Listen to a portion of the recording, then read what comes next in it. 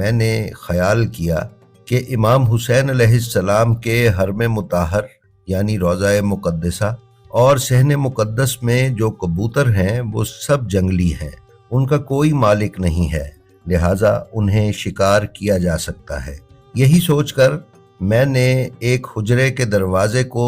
رسی سے باندھا اور جب کبوتر حجرے میں داخل ہوئے تو میں نے رسی کھینچ دی جس سے حجرے کا دروازہ بند ہو گیا۔ اس کے بعد میں نے ان کبوتروں کو جیسے کیسے پکڑا اور انہیں ذبح کرنے کے بعد تھال کے نیچے رکھ دیا کہ ابھی پکا کے کھاتا ہوں۔ اسی دن ظہر کے بعد قیلولہ کرتے ہوئے، ناظرین قیلولہ دوپہر کے کھانے کے بعد سونے کو کہتے ہیں، عالم خواب میں دیکھا کہ حضرت سید الشہداء میری طرف تشریف لائے اور مجھے غضبناک ہو کر غصے کی حالت میں دیکھا اور فرمایا، تم نے کبوتر پکڑ کر